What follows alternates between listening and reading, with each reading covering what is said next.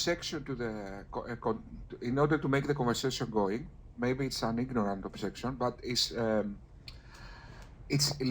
in my estimations, it's a special pleading logical fallacy, because usually people don't apply the same difficulties they apply to some physical reality to God. They usually they apply their religious definitions into the equation, just because they reply with the necessary being replies to some kind of religious definition. They insert that is a justification for God being the necessary being. Although when it comes to the world, they apply some kind of cosmological explanations and difficulties and all this kind of stuff. So in my estimation, they are. Well, you know that what is it called? It doesn't actually. The big conjunctive contingent fact doesn't actually have to have a singular necessary explanation. You can actually have an infinite number of necessary explanations.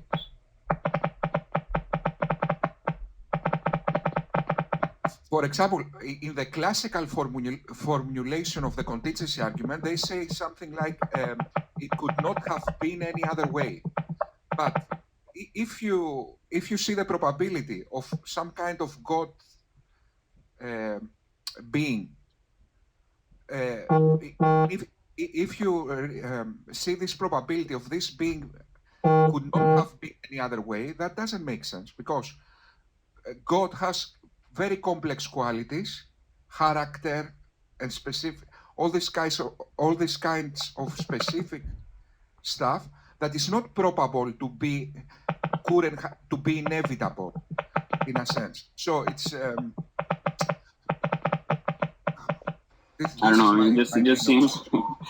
Yeah, I mean, we could talk about that, but it just seems like the discussion is like all over the place. I don't know whether you're critiquing the idea of like conjunctive facts. Okay, well, conjunctive facts can have explanation, but there could be like more than one. Oh no, hey, God could be otherwise. I mean, I don't know. Maybe you guys just settle on an objection. Yes, the God's simplicity. This is what I'm attacking. In other words, I'm saying, is it truly probable in a cosmological sense? Yeah, but the cosmological argument doesn't say that God is simple. That's like a different argument. Exactly. That's exactly my point. In other words, we see this special pleading when it comes to the universe. They say how is it possible the universe, something always existed? But when it comes to God, who is more complex in a cosmological sense, if you don't apply the religious definition, something that can do everything and has specific character, how is that probable to always exist inevitably? But Socrates, I think you need to like attack a specific argument if you're going to say there's special pleading. You attack a specific maybe formulation of the argument, or yes, point to somebody who's been defending it and committed a special pleading fallacy. Just because that something is true of a particular category and not of another category, that doesn't necessarily mean it's special pleading. You need to have reasons for why you're making an exception or why there's a difference. If you don't, and it's just arbitrary, then that would seem to be special pleading. But then in order for us to know whether the special pleading, charge applies, we're going to need to know what argument you're referring to and what specific premises and how the premises, how they're being defended and stuff like that. Yes, of course. Yes, I understand what you said, sir. I am attacking specifically the term, it could not have been any other way. And I make a direct question. Could Allah have been any other way? Yeah, I see. I'm not sure what that means. Like, it could not have been any other way. It's I'm not trying to be pedantic. I'm just saying that different people mean different things by that. So I think that language is not very helpful. Yes. I don't think it's... What was the paradox of the necessity argument? I heard someone say it was a paradox. Oh, it was just referring to like set theoretic concerns that come with when you talk about a big conjunctive contingent facts and stuff like that, and yeah, so it's just about like the Cantorian set theoretic paradoxes and stuff. Oh, okay. Well, I don't know too much about that, so I couldn't say anything until I know.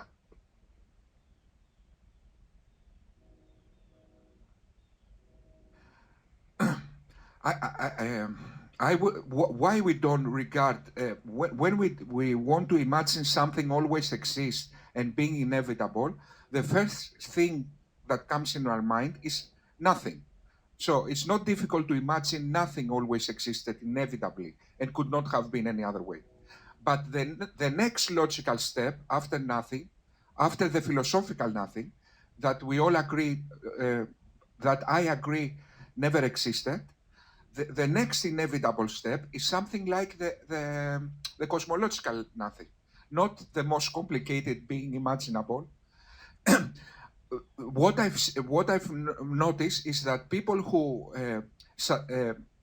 in a sense insert their theological definitions, just because my theology says that God is simple and it fits with what my theology says, that means it's probable. But now we see two different standards, because in one case we investigate things with probabilities in the real world and in philosophy, and in the other case we just insert God like because our theological definitions fit with the but not really. First of all, I mean, here we don't hold to divine simplicity, but I mean, like, even those who do, it's not like just arbitrary. It's not like they just say that, oh, because we have a theological commitment, therefore it's that. But then we don't hold to what's it called, divine simplicity. But I guess what you want to say is that, you know, how come it is the case that the complexity. Hey Jake, what's up? Can you mute? There's a lot of background noise coming from you. So, somebody mute Jake, guys.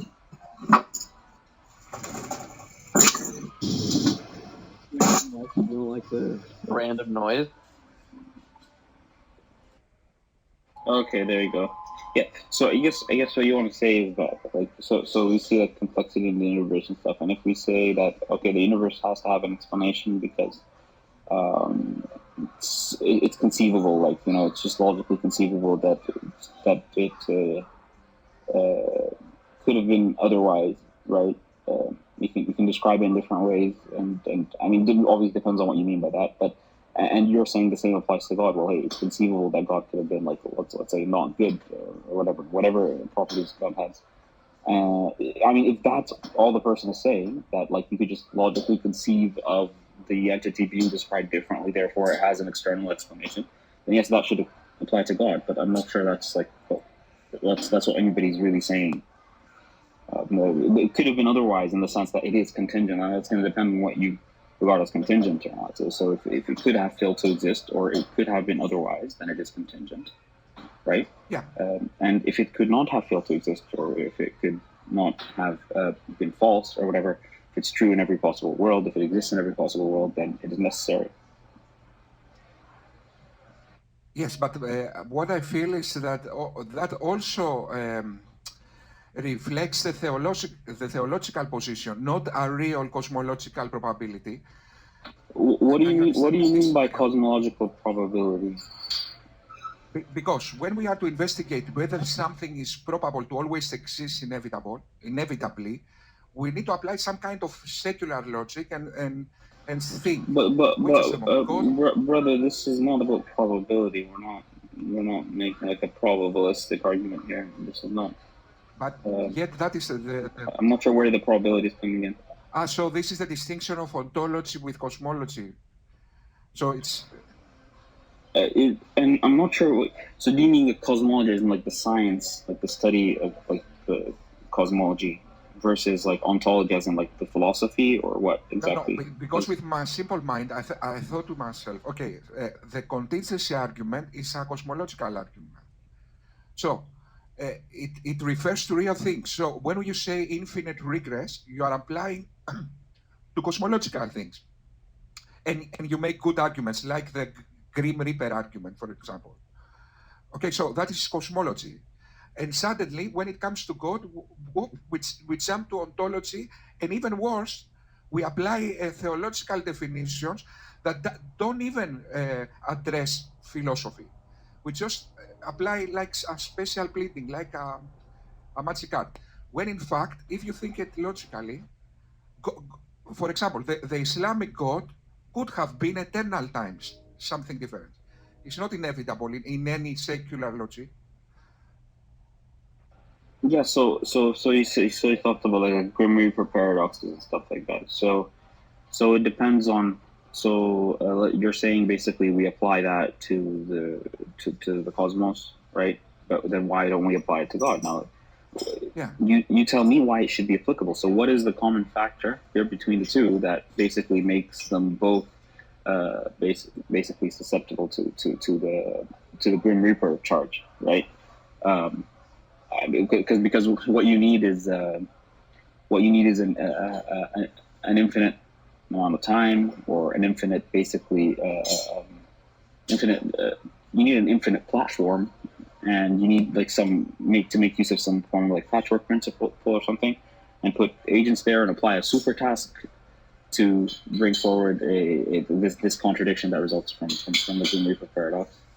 And what that is trying to show is that, well, I guess if you take the causal finitist solution, it's that any causal series just has a finite number of members. Now, how does that specifically apply to God? How would you apply that paradox to God? With all due respect, sir, you just described this kind of special pleading. So, in one case, we need to investigate.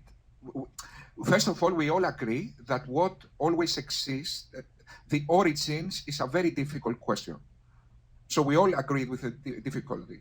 What I've noticed is that although you think very elaborately to find solutions, to find the difficulties when it comes to a physical reality and to the universe, let's say, you don't apply the same standards to God, because if God doesn't just exist in our minds, in other words, it's not just an idea, he must exist in some kind of reality. But when you say... Yeah, but that's what I'm asking you. I'm asking you, what is it that I'm applying to reality that I'm not applying to another reality in a special pleading sort of way? So I told you what we need in order to run a Grim Reaper's scenario, right? And I asked you whether we can run that when it comes to the existence of God. So do you have these things? If you do, and maybe on certain models of God you do, and you can. In fact, I mean, Jake was talking about this to us maybe a while back when we were discussing this about a specific model, God, the Timean model, and he was saying, well, hey, maybe when it comes to the perpetual creation idea, he was saying maybe we could apply the same paradox would apply. So it's like we discussed that, like, hey, maybe the paradox could apply to this specific understanding of God. So, but then you can't just say just any understanding of God is gonna fall prey to the same kind of objection. You need to say that, oh, this specific conception of God should be basically susceptible to the same weakness for such and such reasons. You can't just it's just what you're saying is just very vague in general. I agree. So my first is the complexity issue of God, and then is the purposefully nature of God. So when we see something is purpose, you know the classical theist argument, where somebody walks in the beach and sees a clock, and he immediately understands that this clock has some kind of purpose. This kind of purposeful description applies also to God. So when we are to imagine something always existing inevitably, the first purpose is not favor to this assumption. Also, complexity is not favor to this assumption. For example, the same way... What do you mean? I don't understand. Can you explain? Just focus on the purpose part, but I don't understand what you mean about that. Like, what do you mean that purpose? Yes, I'm trying to... let's go first to complexity. Okay, the same way we don't think an iPhone always existed. Why we don't think an iPhone always existed inevitably? Because it's complicated. It's got parts, it's got a specific function, so it doesn't make sense an iPhone always existed. No, I don't agree with that, by the way. I don't agree with that. So I would be inconsistent if I we don't told you make that argument. We don't make that argument. So if I said that any kind of complexity, in the sense that any kind of distinctions, conceptual, like, real, however you want to describe it, any kinds of distinctions in the way you're describing an entity entails that it is contingent, it couldn't, always existed, whatever, and then I have any kind of complexity in God, and I don't apply that principle, then I'd be inconsistent. But I don't do that. And somebody who holds to divine simplicity is also not like inconsistent in this point, because they're saying that complexity implies that it's contingent or whatever, and they're saying that God is simple, right? So I don't hold to divine simplicity, so I don't accept that principle. Yeah, but not only that, you're moving to a different point. You're moving to another argument. You're talking about the design argument when initially you made the claim that we are guilty of special pleading based on causal finitism and the Grim Reaper paradox and applying it to God. And you've been asked several times now to make an analogy between that and what we say about God. And you haven't done so. And now you've moved on to another argument. So go back to your original claim and show us how you have an analogous argument of a Grim Reaper paradox that can apply to our conception of God. Hold on, Jake. Can I ask you a question? How God breaks the Grim Reaper paradox? Hold on. Jake, do you take to the doctrine of divine simplicity? No, I do not. Okay, good. Okay, I thought I heard you. For some reason, I thought so. No, hell no. Yes, because Yeah, you haven't been listening to me very long then, because I frequently argue against divine simplicity. So, anyway, that's why I was weirded out by it specifically.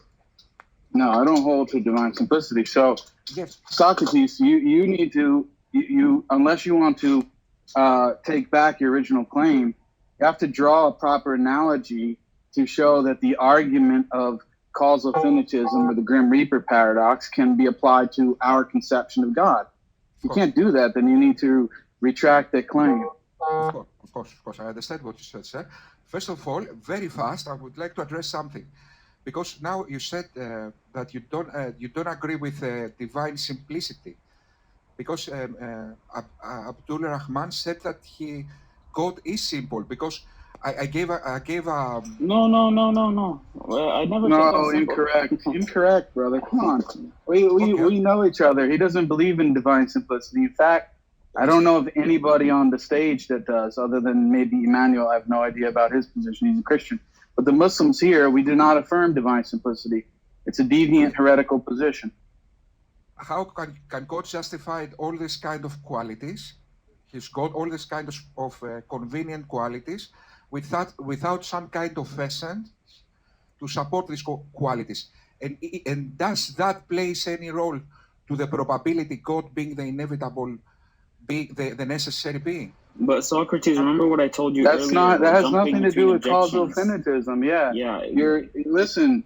Do you know what the Grim Reaper paradox argument actually is? Because Abdul Rahman explained it to you, and you're claiming that it can be applicable to our conception of God, and you're jumping all over the place from different objections without actually substantiating that claim. Let me address directly this point. With all due respect, sir, I don't care about your theological definitions. When we are investigating an argument, we need to investigate probabilities in a philosophical or cosmological sense, in a real sense. Whether the necessary being fits with your theological definitions plays no role. And there is where I detect the special pleading logical fallacy.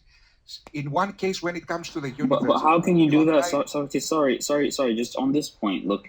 So you're saying that there's special pleading because we don't apply the same principles to God, right? Now, so I'm taking your objection seriously, and I'm telling you, okay, here's a specific thing we apply to the contingent world and to the world in general, which is like, you talked about causal finitism and Grim Reaper paradoxes, and the reason we apply it to the world is A, B, C. I gave you the reasons and how it's applied. And I said, okay, now, does this apply to everything? Like in any scenario? No, one second, just let me finish. Does this apply to everything? Like, does it apply to any scenario? No. It applies to specific conditions, specific kind of existence. Now there's the question of whether it should apply to God, and we're just special pleading and saying it doesn't. Now, how do you want to make that case without analyzing what God is, without analyzing these concepts, without looking at, what understanding of, like, God's relation to time and God's relation to the universe, to creation that we have? You can't just make that blanket statement without going into our theology and how we do how we understand God and why we don't apply the same principle to that realm. So I mean, unless you just want to make the blanket statement and just be vague, you're going to need to do a bit more than that. Okay, and I understand what you said, but I insist because, as I said, this is where I detect the special pleading, that you apply theological definitions in the argument. In other words, to solve the argument. Let me be more direct.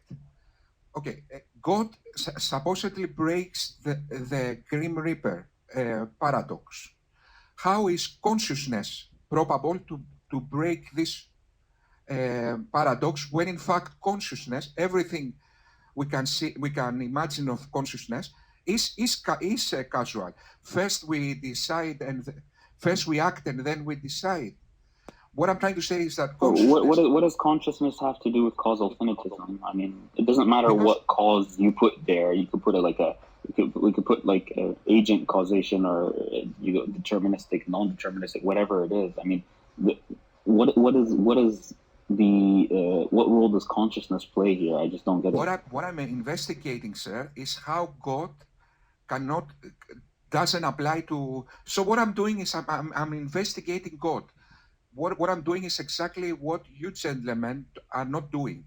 I'm applying God the same way I'm applying to the problem to the universe. I'm applying the same problem to God. Okay, and I'm wondering now how consciousness goes around this problem. No, you're asking the question. You need to make an argument. You're making the claim that a conscious being is susceptible to the same idea of the Grim Reaper paradox, but you're not actually demonstrating it. You're not actually setting up the analogy properly.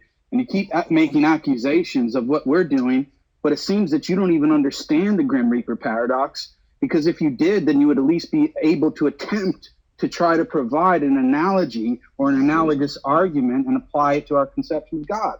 But you're not doing it. And frankly, you're wasting time because we've given you several times to do so.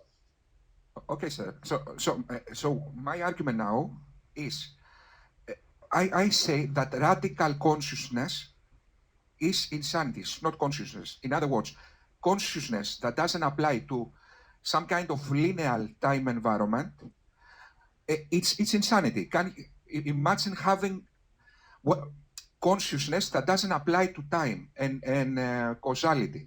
It's insanity. First I act, then I decide. I want to say one word, but I think another word.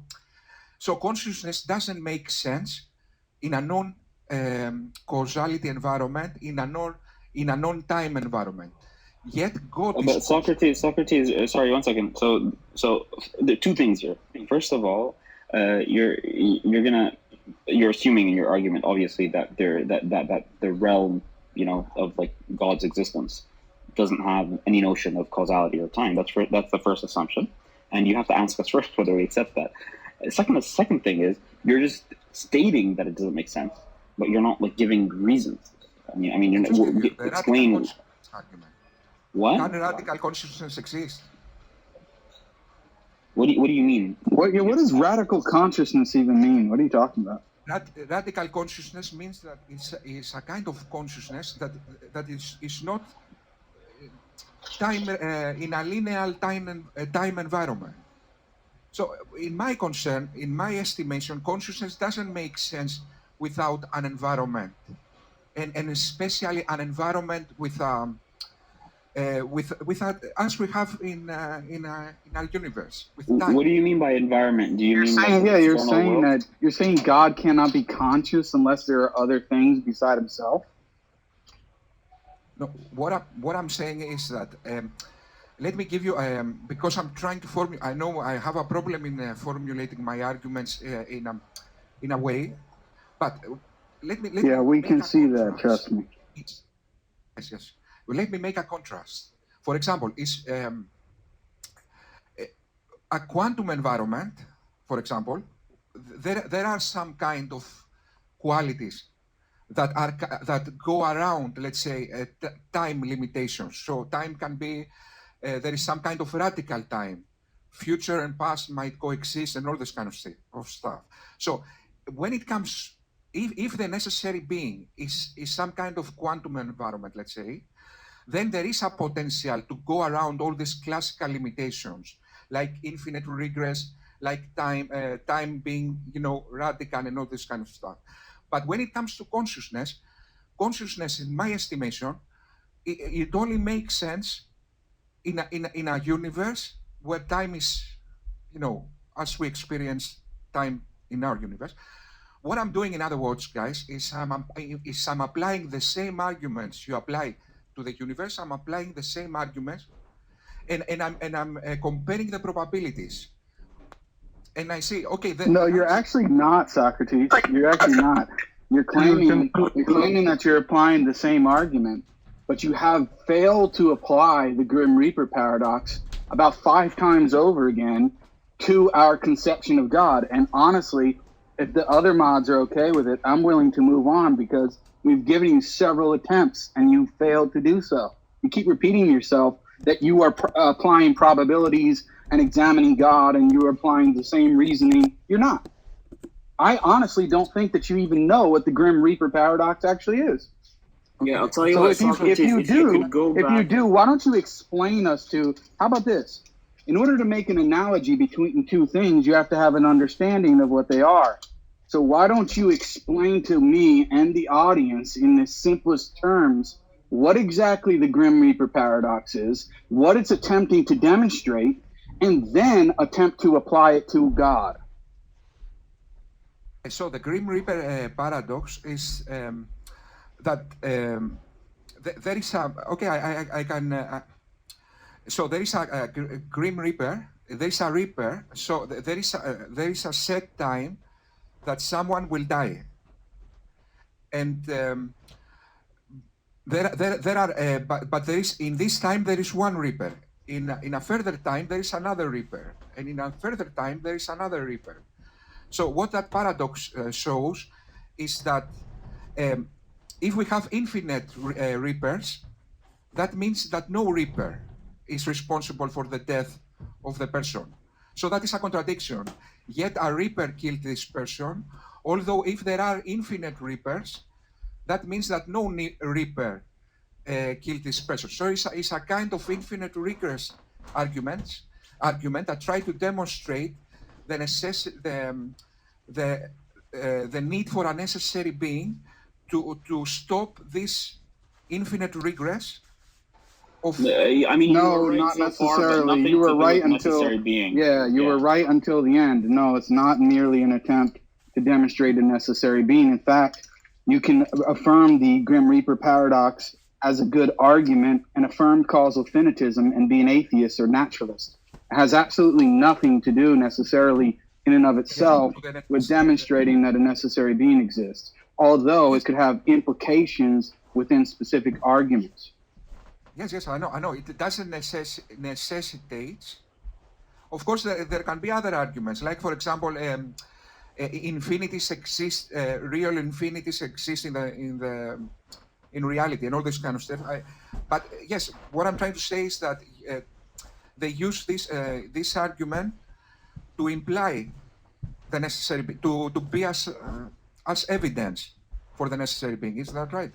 I know there are not on its own, but it's part of a greater argument. You're taking it out of context. Now, anyway, that's beside the point.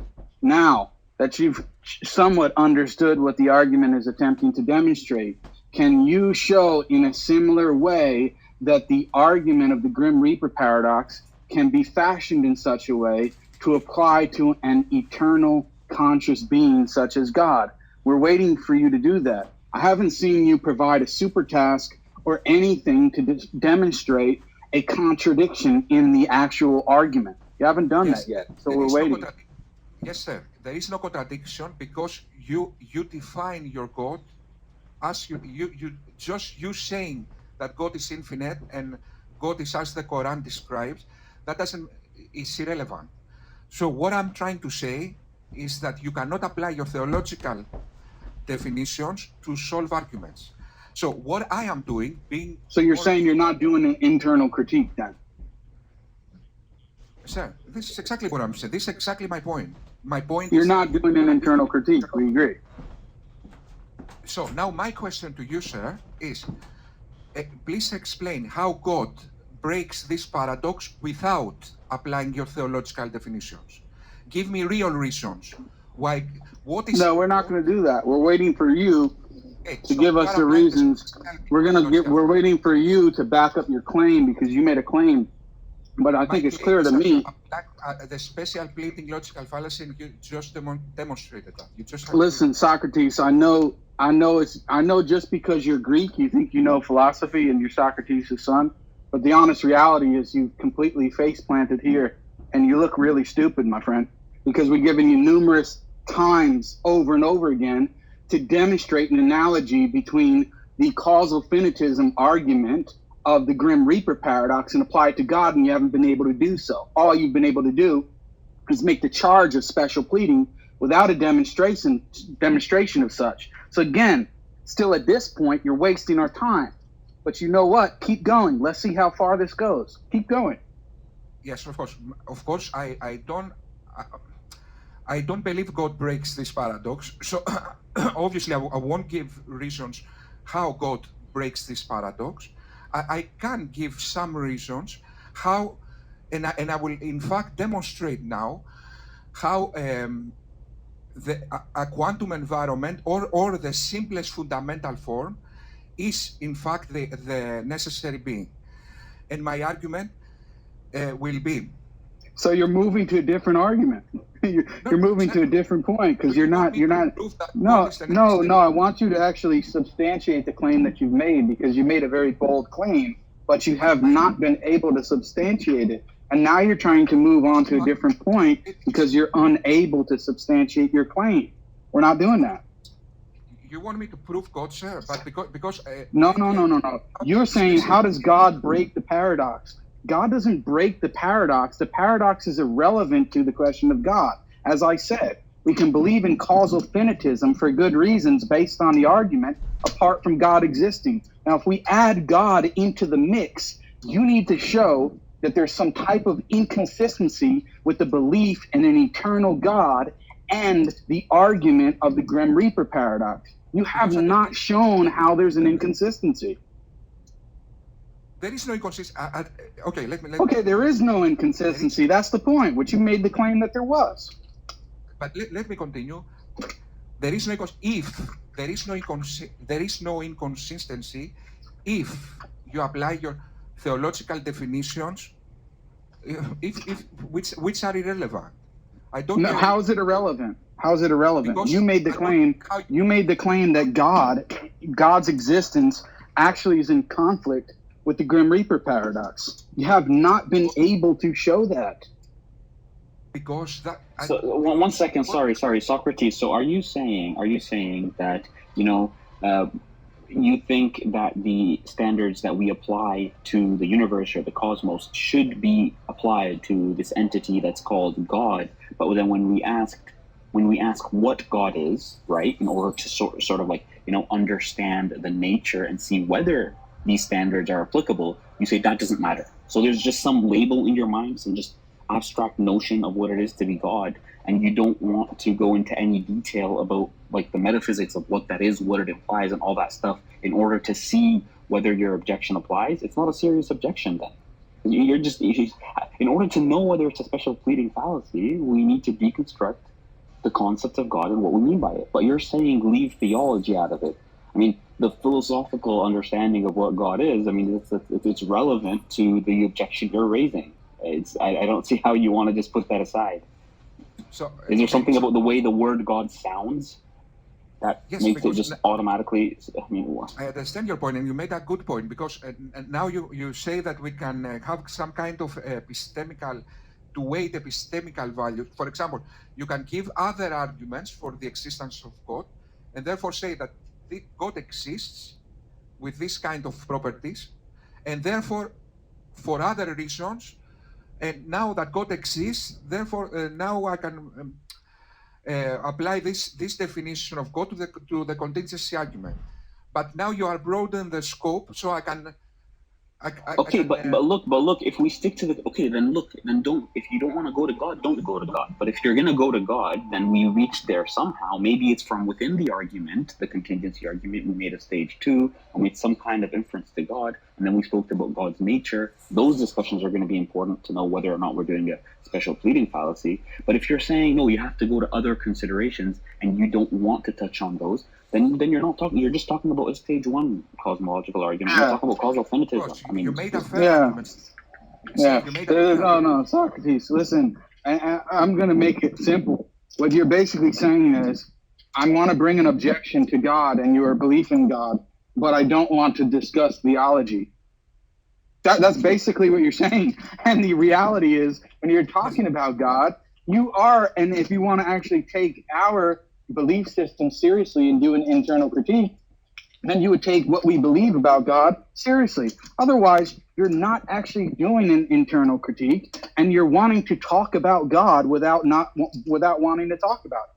It's ridiculous. Okay. Just like Abdul Rahman said, so I can just use the word God, and it can refer to anything I want, and I don't need to provide any description of it or my understanding of who God is. That's just ridiculous.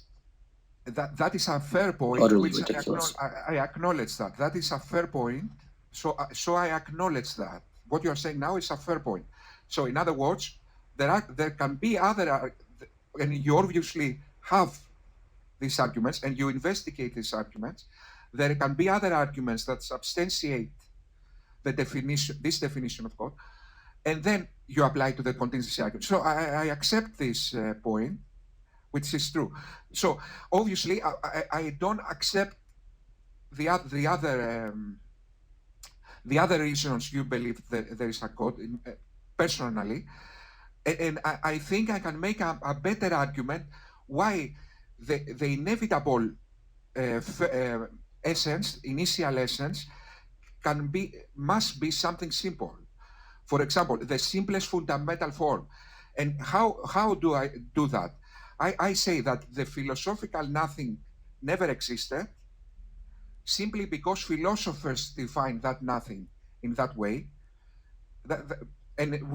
So philosophers say, from nothing, nothing comes. We have something, therefore that nothing never existed. So I accept something always existed. But now I'm thinking, if you take out the nothing as the always existed, what is the next inevitable thing? The simplest fundamental form, isn't that right? Because if you take out the nothing, what is the next thing that is inevitable? It must Nothing be some comes from nothing. Some simple thing. The simplest fundamental form. No.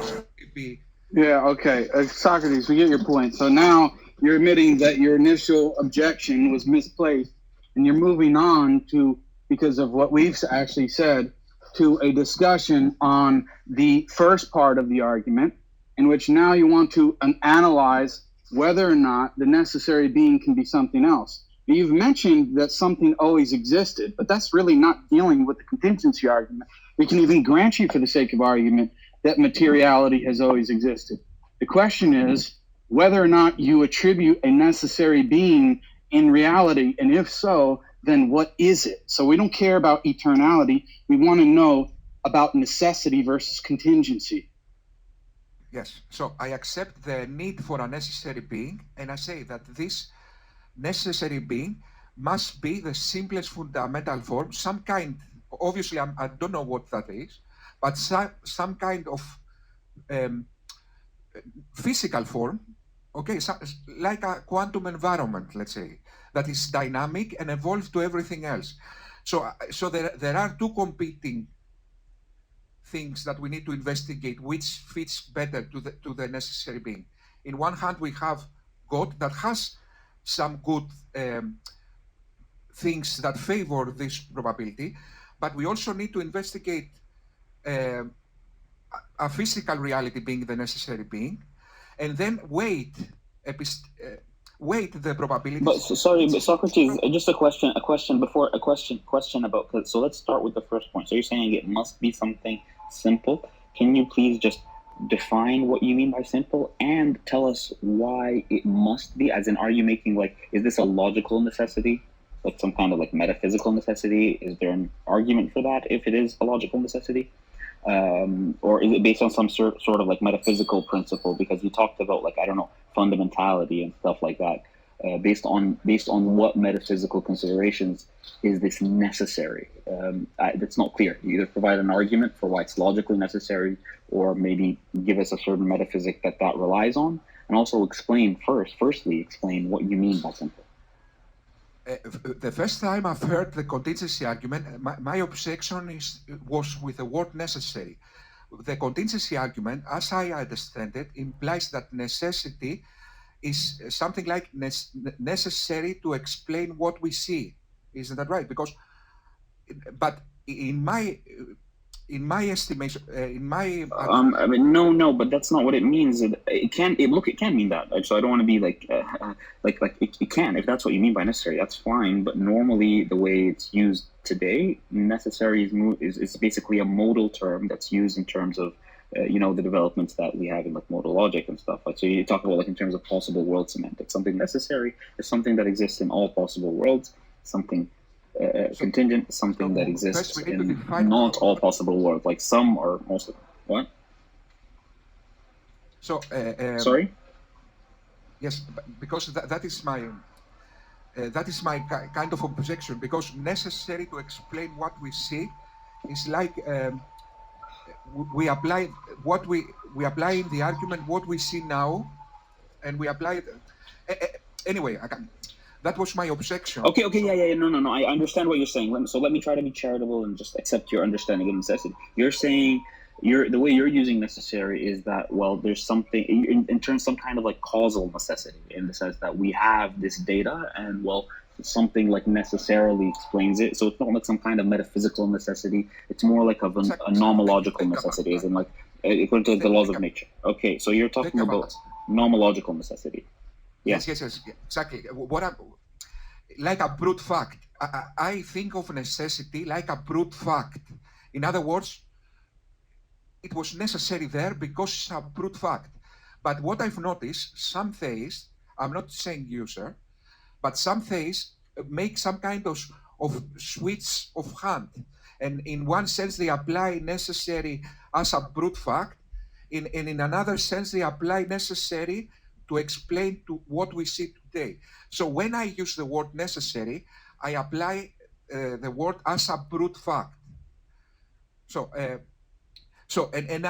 then make the logical. So for you, those fundamental simples, right? They are brute facts, right? Yeah, necessity.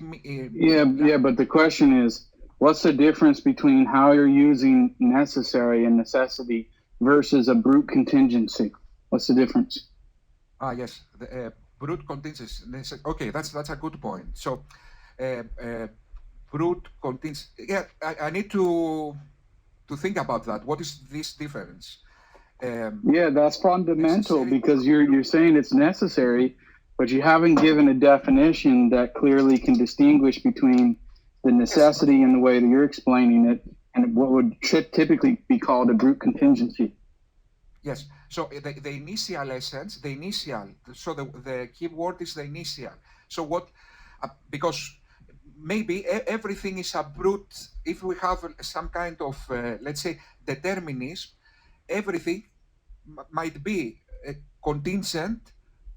Okay, so you can call everything a brute fact, but I'm referring to the initial essence. In other words, to the brute fact that then evolved or gave birth to other things. So this is how I make the distinction. But would you consider yourself contingent or necessary? Yes.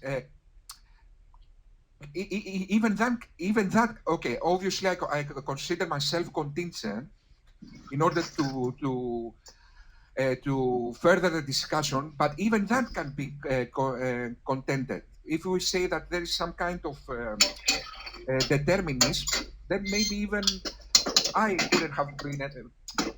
You understand what I'm saying, sir? If we assume a determinist world, then even I am a brute fact in a sense. But let's not complicate matters more. I would say, sir, to be honest and to go further with the conversation, that I consider myself a contingent being. No, we don't want to just go further for the sake of discussion. We want to know your honest opinion.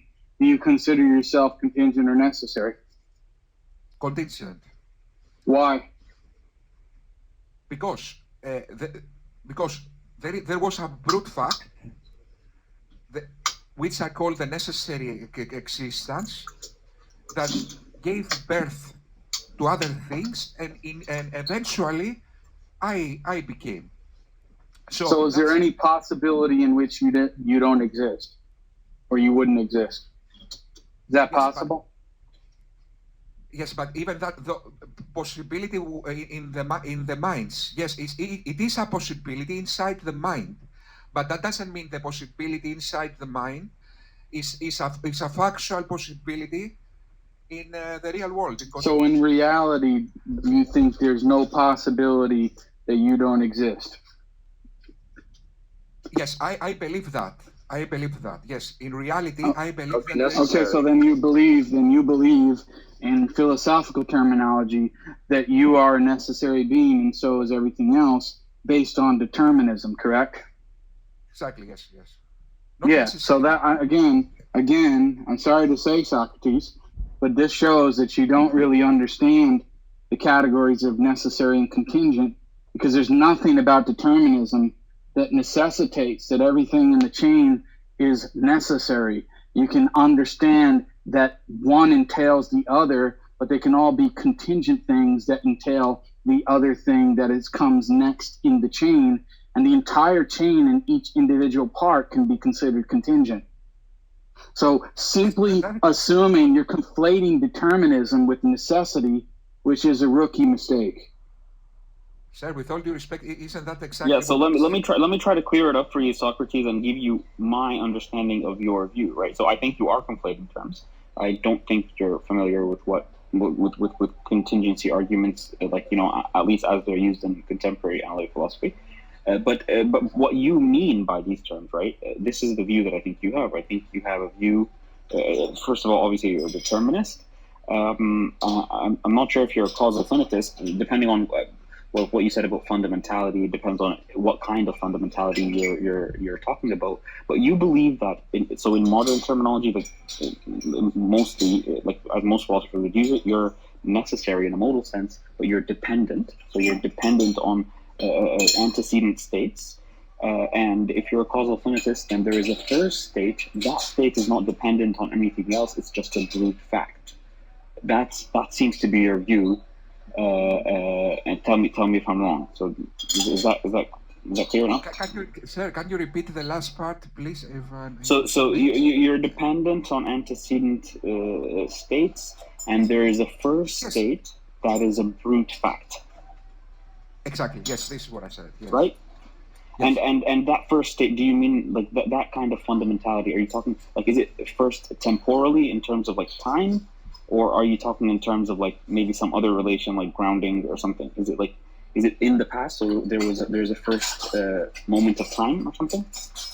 Yes, in the current universe. But also I make the distinction of because whether there is a possibility in our mind, okay, so whether we can conceptualize something else happening in our mind, that doesn't mean this possibility that exists in our conceptions can exist in the real world. So you're an Aristotelian about modality, like what? So you're basically like, yeah. So look, this is something else you pointed out earlier. It's a bit strange. So that part of the confusion is that, well, you started critiquing the contingency argument, and as for most formulations, the Grim Reaper paradox isn't really relevant in that sense. I think it's more relevant to a Kalam cosmological argument. Although it may be relevant, but then because Kalam cosmological arguments, so contingency arguments are more about explanation, and the concept of explanation can be broader than causality. And when you're talking about causal finitism, you're talking about causality. So it's strange that I'm critiquing the contingency argument, but then you went straight to a premise that's, I think, mostly used in defense of a Kalam cosmological argument. So there's too much mix up here. But I think, okay, so within the Kalam, you basically accept the stage one Kalam cosmological argument. You'd accept that there is a first cause that is uncaused, and it only extends finitely in the past. Obviously, if it's first, then that's just by definition, right? Okay, so it's not. So just to be clear, it's just 1 hour later, it hasn't been a contingency argument that was being perceived. It's more of a Kalam cosmological argument, and it's you're accepting the stage one. You're just saying you have a problem with this stage two. Now, can you tell us why you have a problem with a stage two? Okay, so the first cause for you is not God because you said it must be a simple. Now, this is one of the things you mentioned that I want to understand. What do you mean by it must be a simple? Based on what? Is it based on a metaphysical principle or some kind of logical necessity, or what exactly? In what sense must it be simple? And also, I still don't understand exactly what you mean by simple.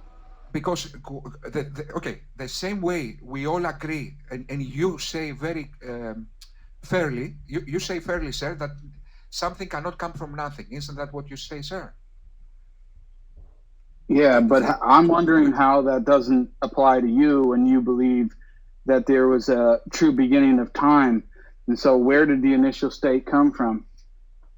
The time began with our current universe. So that's another conversation.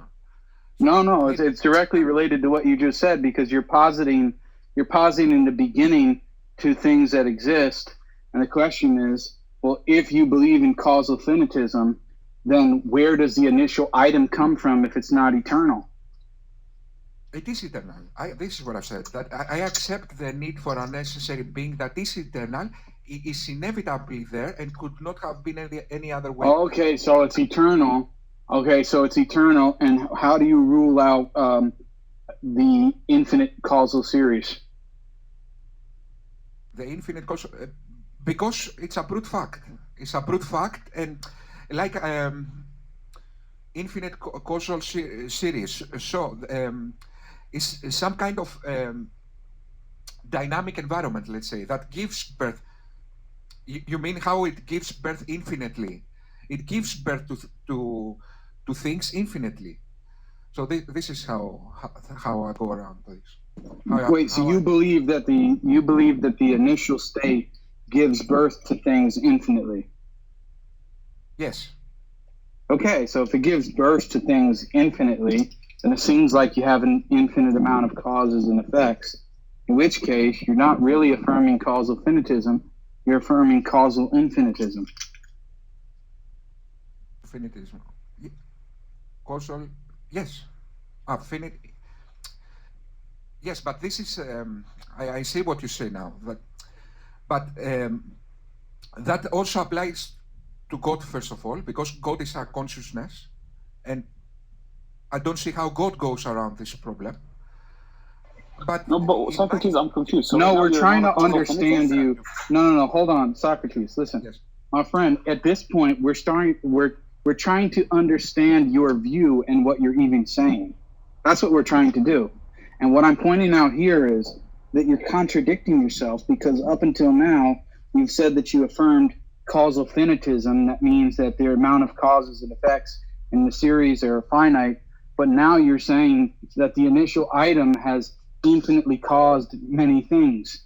And so the idea is that you're actually contradicting yourself, because you can't say that the initial state is infinitely causing and then at the same time say that you believe in causal finitism. Yes, but it doesn't go back in time. Okay, so it it's one thing that is causing. It's not something that caused this thing. So it's one thing eternal that is causing. So that is the difference. Can you understand?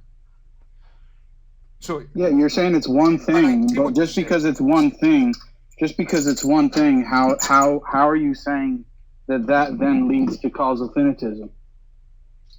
Because it's one thing that causes.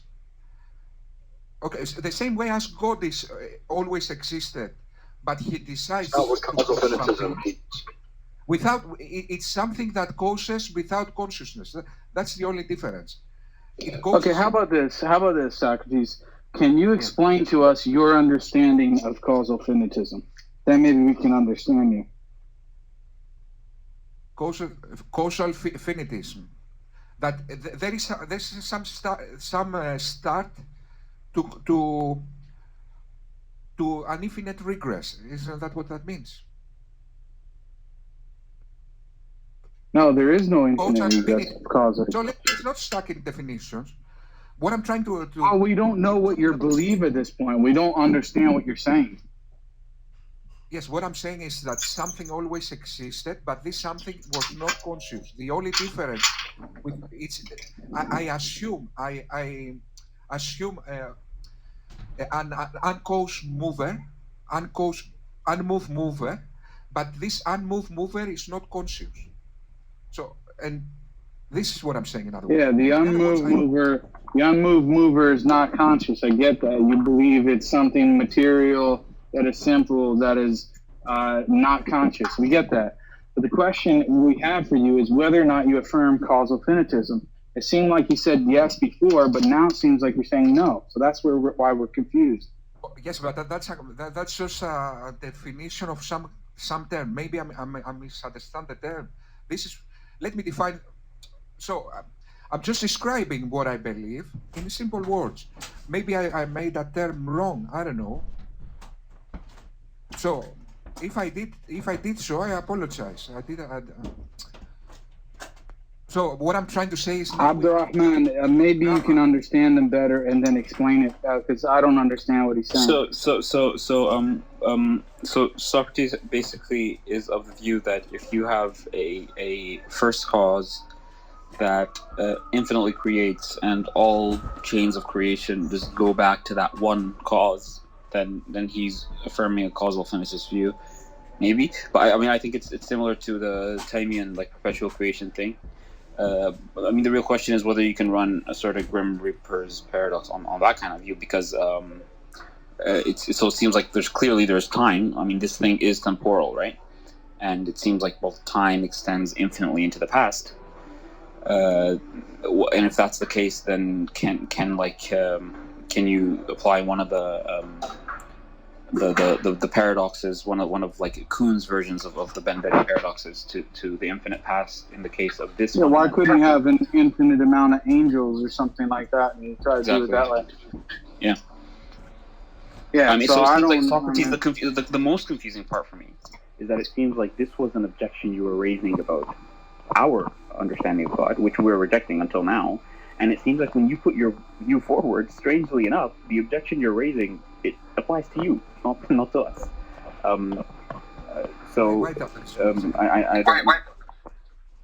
Sorry? Yes, but I don't understand that. In the long term, we have two competing. So I gave a hypothesis. Okay, so we don't know what is the truth. So there are some before you go to competing hypotheses. Right now we're talking about your view, right? So then we can go to competing hypotheses. Yes, but it's not. That is a criticism in this kind of discourse, because we get lost in definitions and we are losing the essence. So everything we can talk about every word for eternity, every word. But we are losing the essence. So in essence, we have two competing hypotheses. In one hand, we have, let's say, the simplest fundamental form that evolved to everything else. This hypothesis has certain things going for it. For example, it assumes that simple evolves to complicated. it assumes we can easily imagine that being inevitable. But it has some negative things. The one very well, the Muslim metaphysician told me, but wait just a moment, if that essence makes universes all the time, then that doesn't, in a sense, go around the infinite recurrent. So there is some negative things of my hypothesis. On the other hand, we have the so look, what you can have on causal finitism is that that's okay. the essence. Okay. Okay. Go ahead. On the other hand, continue. On the other hand, sir, we have the God hypothesis, which has certain good going for it. For example, he can choose to make a universe. He's all powerful. He has the ability, without evolution, to make the universe. Okay, but there are some things that going negatively to this hypothesis. Like, for example, how can God, when he is so complicated, is inevitable there, just exist for eternity? How that makes sense? How that makes sense that he's so complex? I mean, but now we're jumping elsewhere, and you're gonna have to give us an argument. Socrates, let me ask you a simple question. Do you think that people, meaning you and I in this case, that we can do a comparative analysis of views if we don't understand what each other's view actually is? No, of course not. But I have tried. So that's why we're doing the hard work now of asking you questions to try to understand what your view actually is. We can't do a comparative analysis between your view and ours if we don't understand what your view actually is. Do you get what I'm saying? Of course. So my view, let me try. Yeah. So Socrates, on causal finitism, let me tell you what it doesn't necessitate. It doesn't necessitate that the past is finite, because what some people say is that, well, you can have an infinite number of finite causal chains. Okay, but then I think, but what you're saying, and whether or not the paradoxes would apply to your hypothesis, it depends on your model, like time, as in. So is this one cause basically causally linked between these different events? So is there one causal chain of like causing something and then causal something and then causing something, with those different points in time being causally linked? I mean, there's just going to be questions about that. But I think the most strange thing is that yeah. Yeah, I understand what you said, sir, and which is a very fair criticism. And in fact, although in the beginning I thought that is not so much of a problem, then when I start thinking of it a couple of days ago, I start realizing that when something makes things all the time, so that is not something very, maybe that applies to infinite regress. Okay, so I accept that, but how I try to go around this problem is imagining some kind of counterintuitive reality, because the origins must have been in the quantum level. So there might have been some kind of quantum time, but I know using now quantum mechanics is something that is like you won't like that. You won't like that because it goes away from philosophy and classical logic and all of this kind of stuff. And I don't want to apply to mystery or to ignorance or this kind of stuff, because nobody understands quantum mechanics. Although we have noticed this kind of counterintuitive things happening in the quantum level. And in fact, okay, but Socrates. So that's okay. So let's just be clear now, right? That we're just moving on to this next point, right? So again, this critique that you're launching, that you tried to launch against our position of God, that didn't work because you weren't really understanding what our position of God is, and you need to understand the position in order to critique it. And then we moved to your position, and strangely enough, the critique that you were trying to use against our position actually straightforwardly seems to be applicable to your position, depending on certain, of course, nuances that might be clarified. And then, so we can put that aside, and right now, you're talking about simplicity, right? Fundamentality and stuff like that. Yes, so maybe now you can ask my question about the metaphysical. Sorry? Yes, but what was my initial criticism about the special pleading?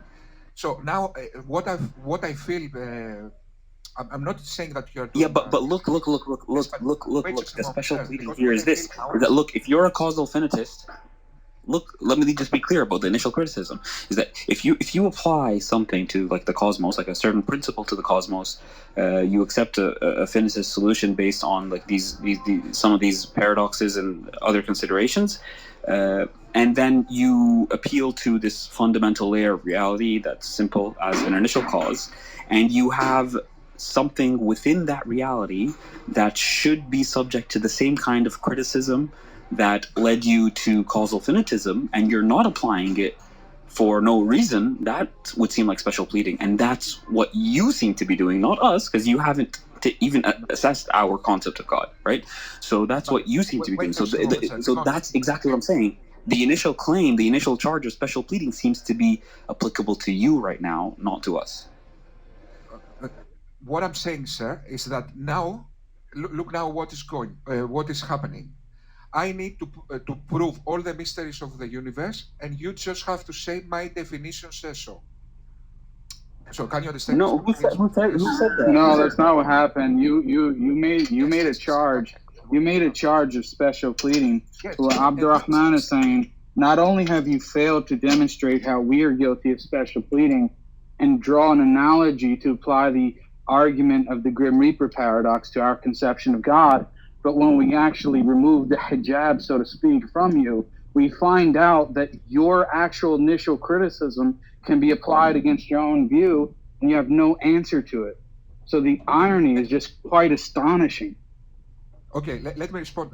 Let me respond to that.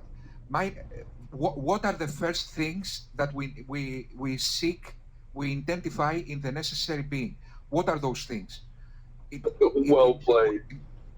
Is this being one? No. Is this being conscious? No. The first things we identify in the necessary being is it couldn't have been any other way, always existed, and it caused everything else. Okay, so my direct question to you, which I said in the beginning, was, could Allah have been any other way? This was mine. And you said the only reason you gave is that we have other reasons to believe that the Allah is true, and therefore we accept the theological. No, that wasn't my answer. You weren't listening. The replays you're going way off. You can rewind later. Yeah. You're going way off that topic, my friend. Your summary of the conversation is so bad it's not even funny. I really suggest YouTube material. Yeah, this is YouTube material. Socrates, I suggest that you go and actually listen to the replays and then listen to the summary that you just gave of the discussion and witness how terrible of a summary it actually is. And then listen to my summary and Abdul Rahman's summary of the conversation and see how accurate it is. It shows that you're not really paying attention in the discussion. Of course I did, sir. It's okay. You made a challenge. Okay, we can see that. But my initial, so we are moving from the essence. Okay, so my direct question is, you apply. No, but before you move on, Socrates, because you said that you asked a question and it wasn't answered. All we said was, we have other reasons, but that's really not what happened. And I'm going to remind you, because you said that thing about, could we conceive of God otherwise? 1 second. Could we conceive of God otherwise? Yes, then, the same criticism should apply. And I answered that. I said, you must be thinking of it this way, as in, just conceptually, logically speaking, you could think of ordering something in different ways or describing it in different ways, therefore it's contingent. If you hold to that principle, then yes, it should be applicable to God, because just like I can define God in a different way, conceptually. There's no contradiction. But then I said that we don't hold to that view. That's not our understanding. That's not how we identify whether something's contingent or not. When we say it could have been otherwise, I explained to you that that's described in modal terms, in the sense that it's not true in every possible world. Something necessary is true in every possible world. Now, there are going to be metaphysical considerations for that standard that you apply in determining what is necessary, as in exists in all possible worlds or is true in all possible worlds, and something that is contingent, which is basically true in some but not all possible worlds. Now that was my answer. I didn't say, oh no, we have other reasons. So yes, but this wait, sir. You apply these possibilities in your conceptions. You can just because that's a different objection. Right now that's the response you should have given me then. I'm just pointing out that what you just said about what the answer was is inaccurate. Your question was addressed, and then you didn't respond. You moved on to a different point. Okay, let me respond, sir. Again, you are demonstrating this kind of special pleading because now you are saying possible. I can conceptualize possible worlds. The contingency argument refers to reality. He gave you a response. And then instead of you giving your objection to his response, you move to a separate point. Socrates, again, just so you don't go on a long tangent. Please. No, I didn't say that. I did not say. No, because right now you're going to critique my conceivability. I didn't even commit to conceivability. I just explained to you what the principle is, and you're saying just because you can imagine it doesn't mean it's true. I didn't say just because I can imagine it's true. I never said that. I explained to you. What? All possible worlds. How you know that? I didn't say anything about knowing it or not knowing it. I didn't commit to a specific modal theory. I was explaining to you how these terms are defined to remove that confusion about what you think about this just could have been otherwise thing that's just caricatured most of the time. So you moving from there and saying, oh, but how do you know whether something exists in all possible worlds based on conceivability, when I didn't tell you that's what I based it on, is you're replying to somebody else in a different discussion.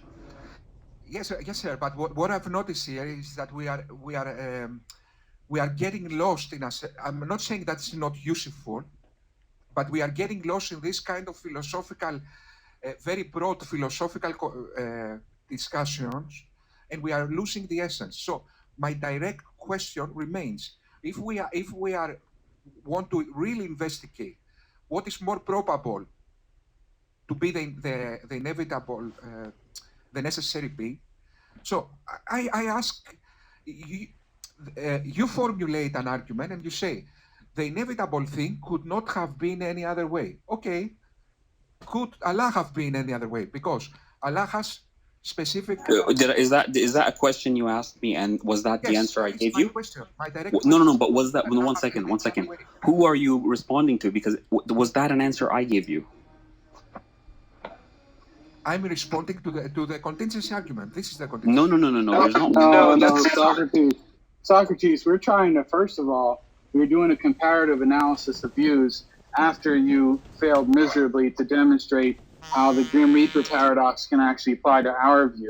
Then we were trying to understand your view. We found out that the very objection you were saying that we were guilty of not applying to our model, you were guilty of not applying to your own model. And so you were the one that was actually guilty of special pleading. Now we're trying to do a summary of what the conversation is and see how easy I was able to do it in about 20 seconds. You're rambling on, and now you're moving on to a different point that we never stated, and that was irrelevant to the actual discussion. So again, sir, I don't know. You think? Let me ask you a serious question. You think there's a language barrier or communication problem happening? Wait just a moment, sir. Because now you are making sophistries, sir. And No, I'm not. You are. Sir, what's happening is you're making a dead man named Socrates look really bad. You're crapping on his name. That's what you're doing. Okay. Aside the ad hominem, you said something, sir. What did I say about the? You said I said that you are Socrates. You ever heard the saying "quit while you're ahead"? Quit while you're not ahead, my friend. It's like it's been like a triple KO, and you're still trying to figure out what's going on.